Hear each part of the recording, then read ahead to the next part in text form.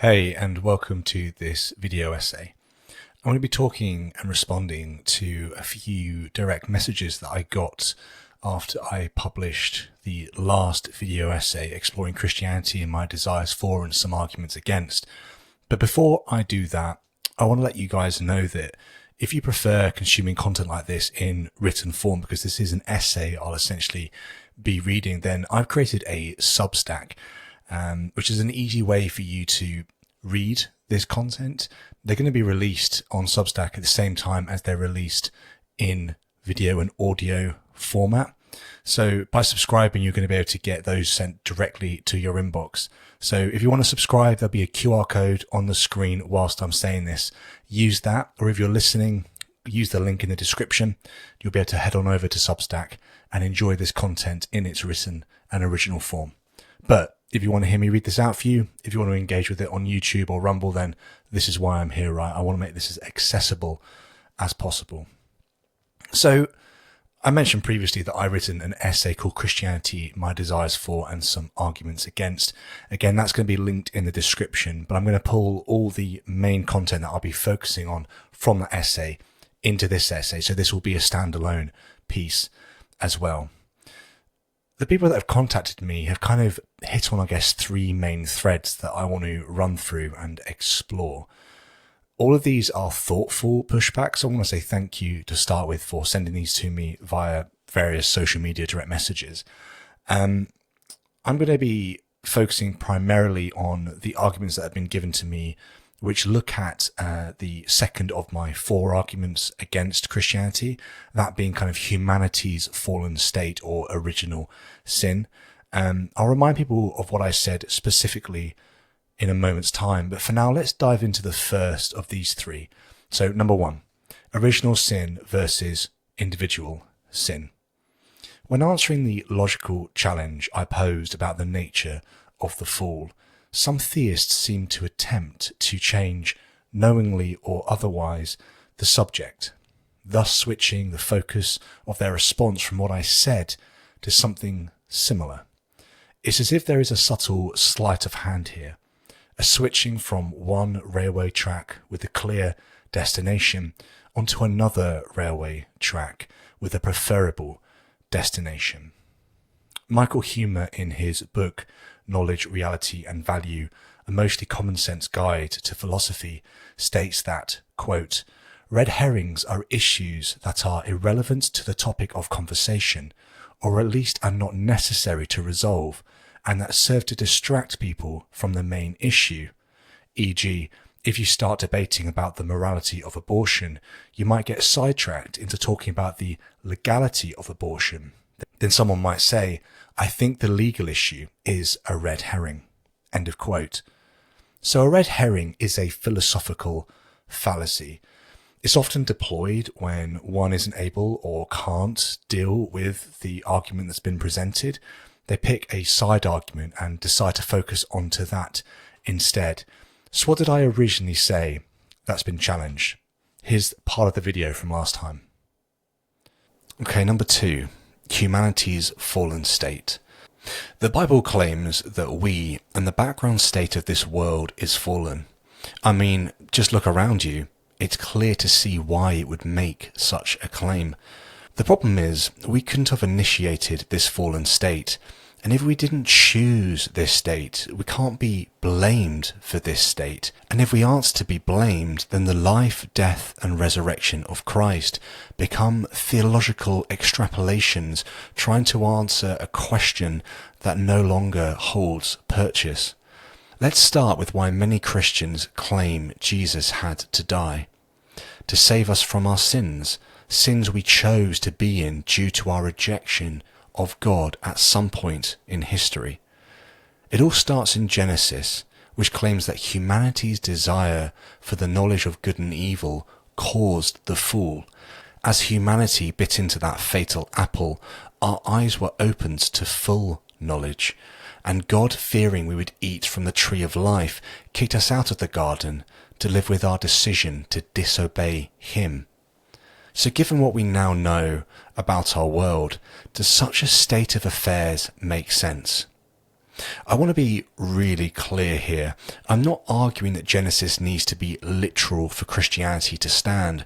Rather, I want to challenge the metaphor used within the Hebrew scriptures of humanity through Adam and Eve having a literal choice to reject God knowingly. Okay, here's a little thought experiment that challenges this ancient narrative. Pull a thread from yourself right now through every generation before you, all the way to the beginning of the universe itself. If it is true that we chose this state of affairs, then at some point along that thread, stretching back 13.8 billion years, it would have had to have been cut on purpose for us to lose the ability to see, know, and relate to God, all due to our choice. So, if the Christian story is true, the thread, if you pulled it, would be loose, as at some point we cut it and sin entered the universe. Logically, the inverse is for the Christian story to be false. If we pulled that thread, we would find it taut. I can't see a logical way for the thread to be loose. When did humanity ever know God and then choose to reject him? We didn't choose the state of affairs that we find ourselves in today.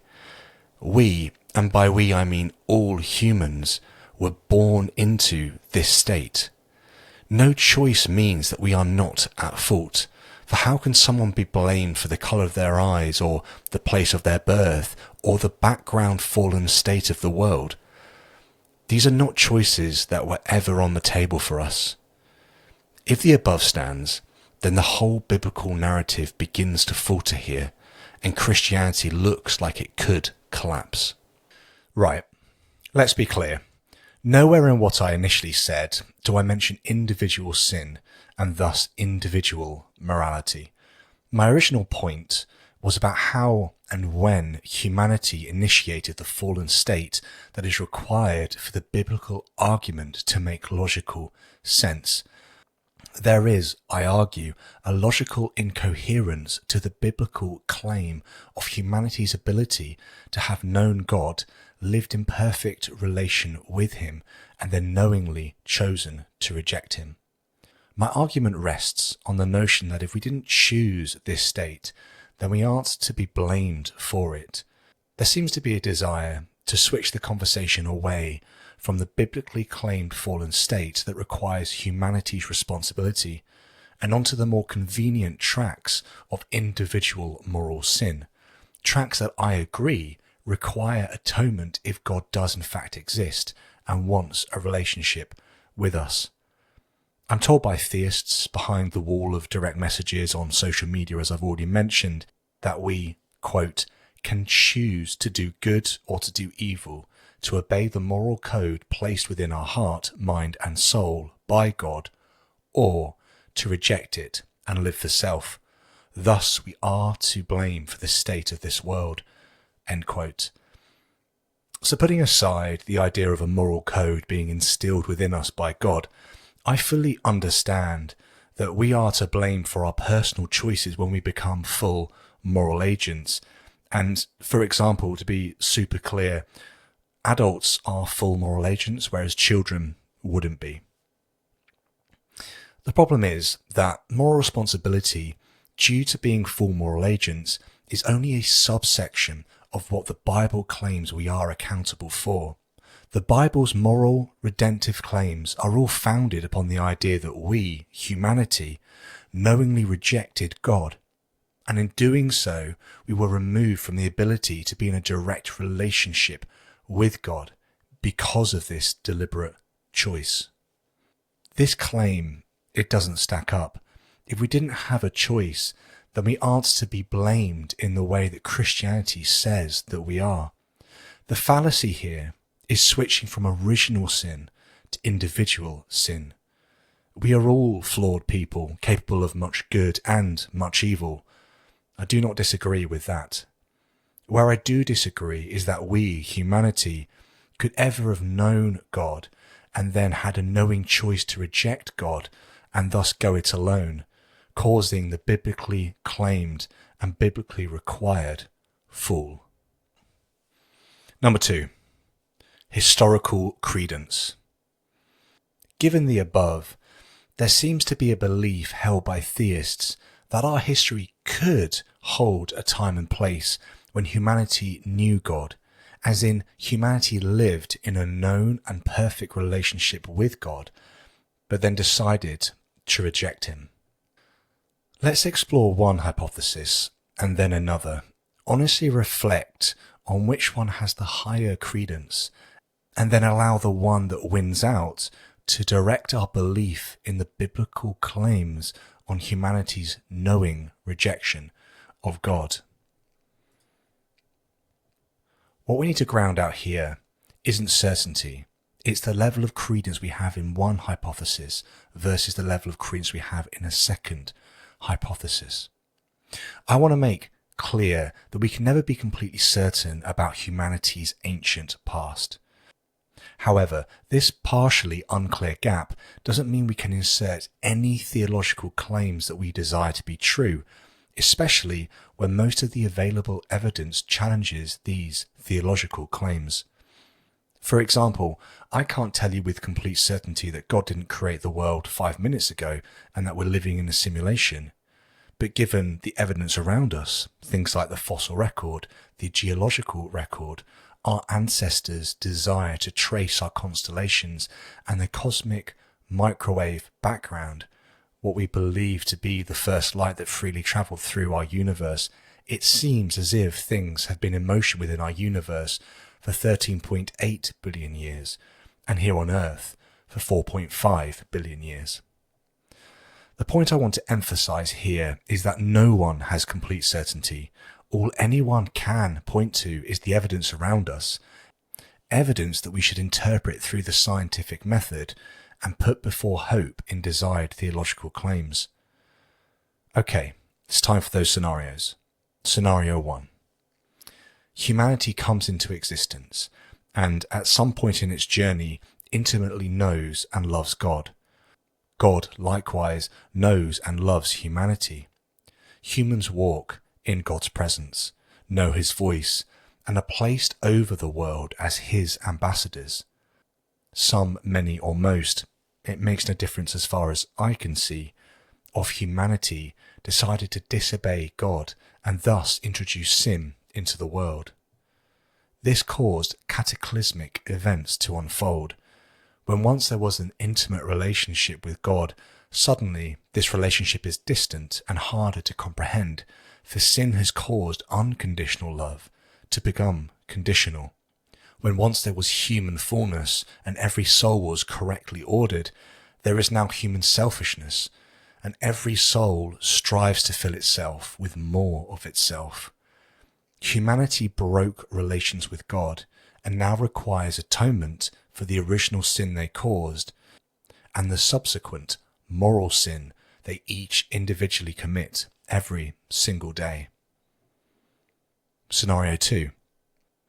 Evolution and the rival filters of death and fitness have driven forward life and subsequently humanity, much like they've driven forward every other natural being since the dawn of life itself. Humanity has used story to make sense of its place within the world.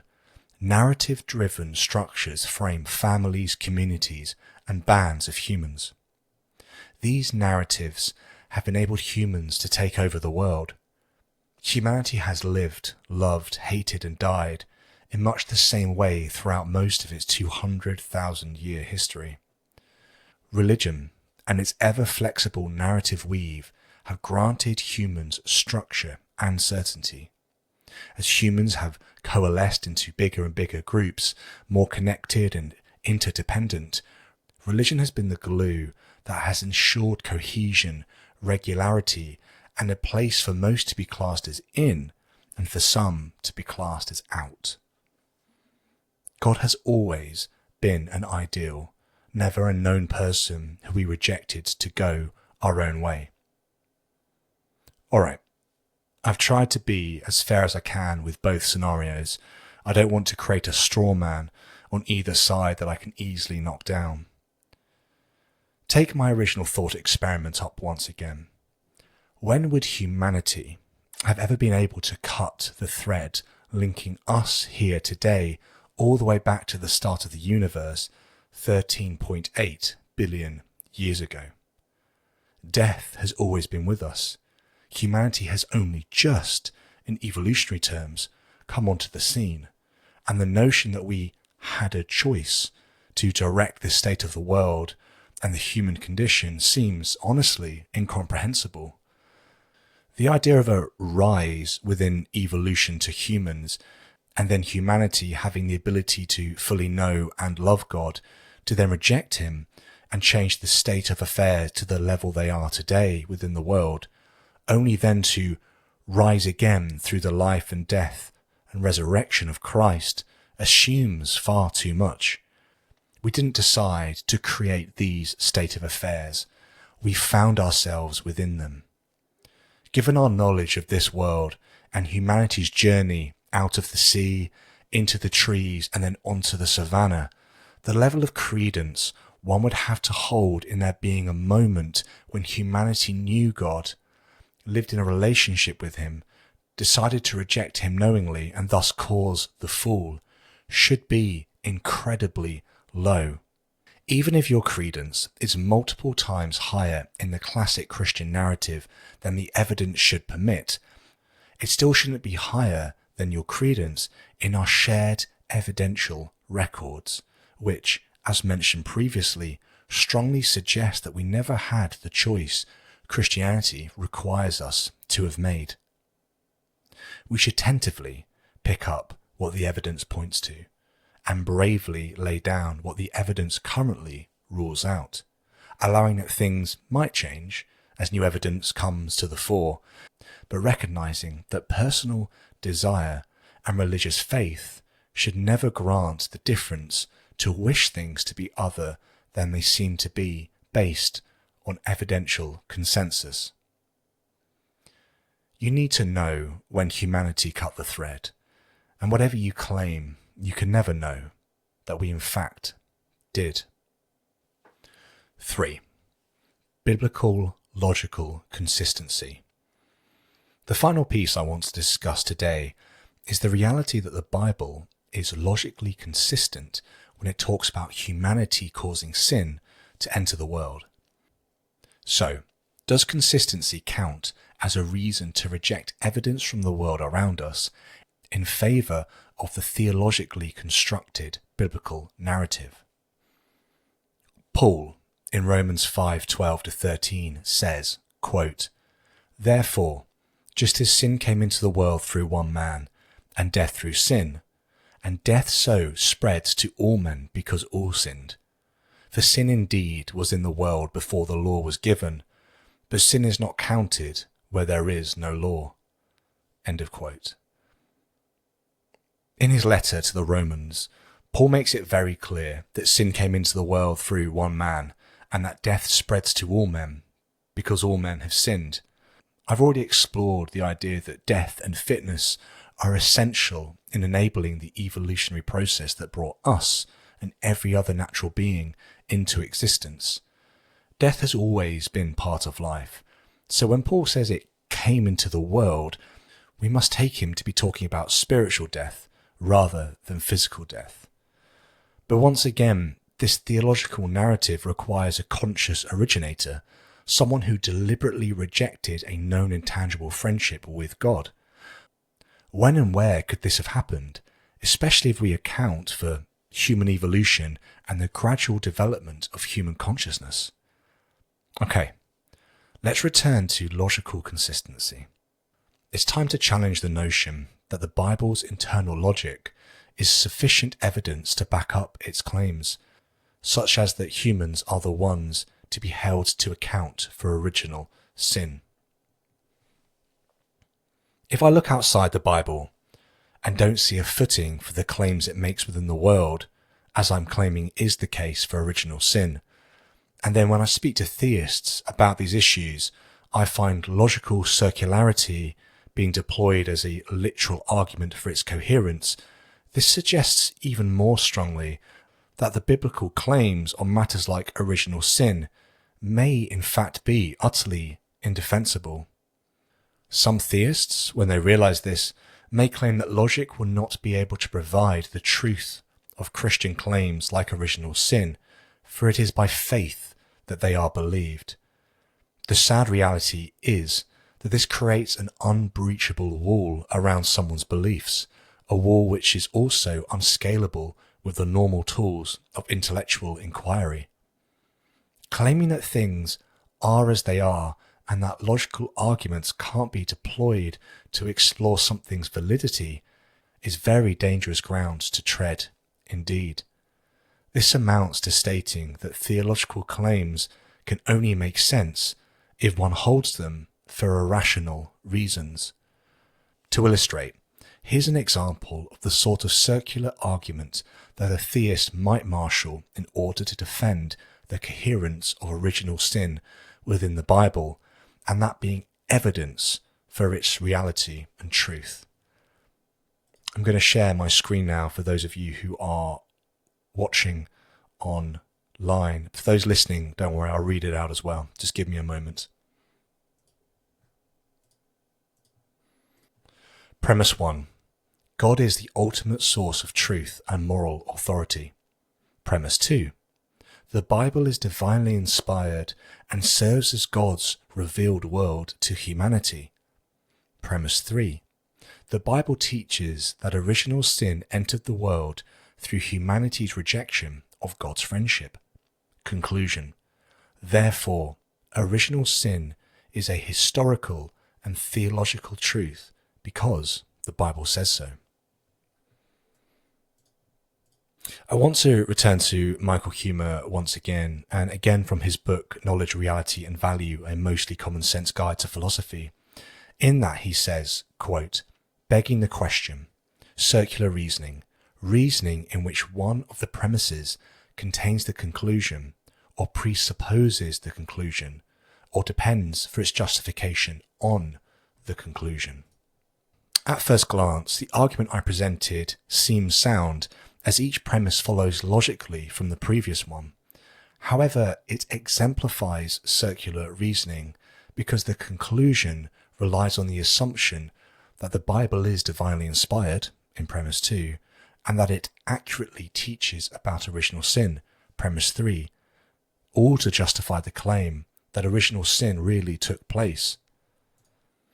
To close, internal consistency is a vital component of any logical system, but it is not sufficient alone to validate claims about the external world. It is crucial to consider the weight of external evidence and the most probable explanations based on available facts.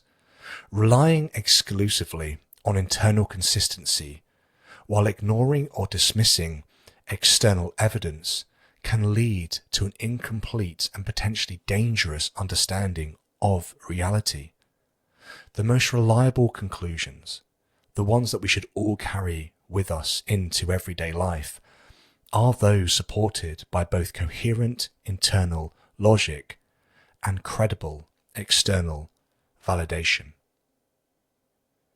If you enjoyed this video, then please let me know in the comments.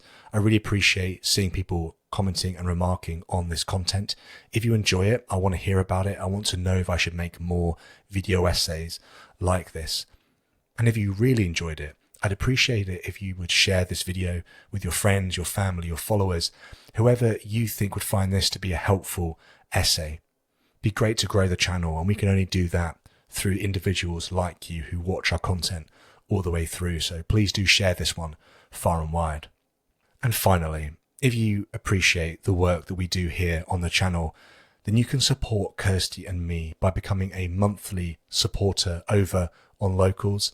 Everything you give goes towards creating content just like this. It's appreciated and much needed, so thank you so much for at least considering. All right, enough of that.